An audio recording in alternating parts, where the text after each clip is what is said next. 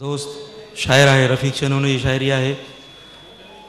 अखिन साम्हूं हूंदे ही तू उहो बि वक़्तु हूंदो हो, न दुख जूं ही हुयूं घड़ियूं, हुयूं बस कुर्ब जूं कड़ियूं, उहो बि वक़्तु हूंदो हो।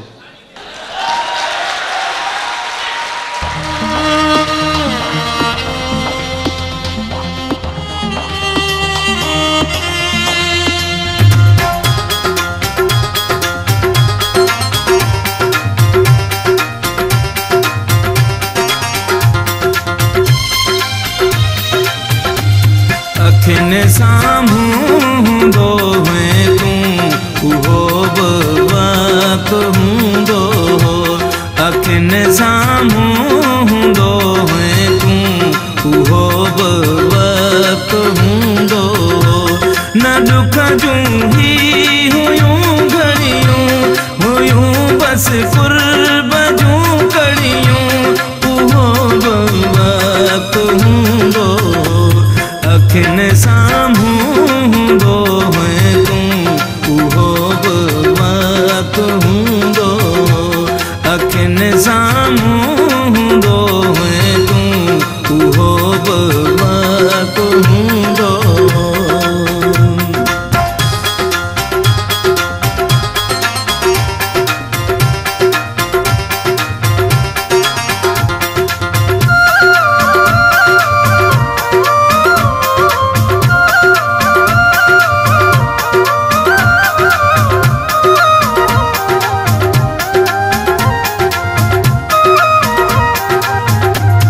उहो शामो सहर तुंहिंजो ॾिसी मूं देखलण साईं।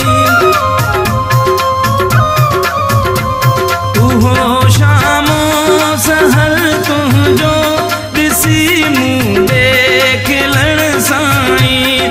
अञा ताईं नथो विसरे पंहिंजो परचण रुसण साईं। पंहिंजा हथड़ा हो हथड़न में मिलियल हुआ नेण नेणन में, उहो बि वक़्तु हूंदो हो। अखिन साम्हूं हूंदो है तू उहो बि वक़्तु हूंदो हो। अखिन साम्हूं हूंदो है तू उहो बि वक़्तु हूंदो हो।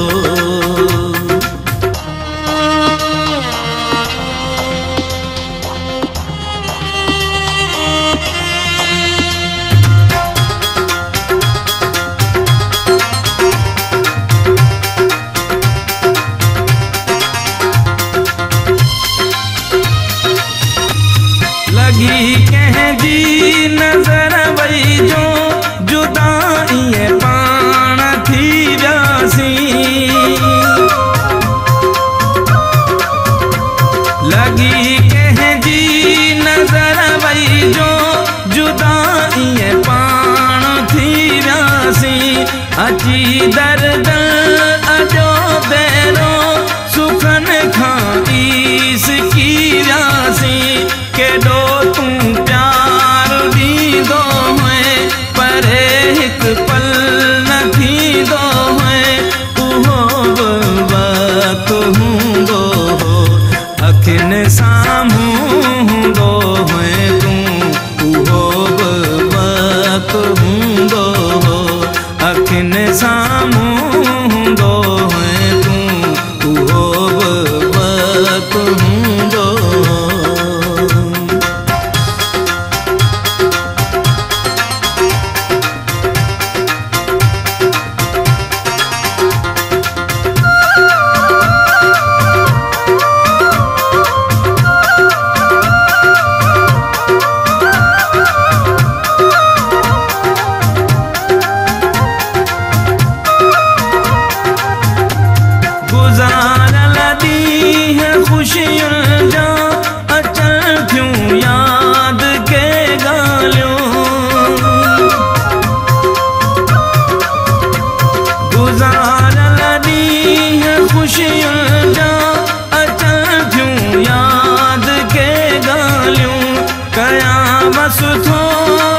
खां पोइ बि थियनि थियूं ही अखियूं वालियूं मूंखे तूं जान हुए चवंदो मूं ते कख बि न हुए सहंदो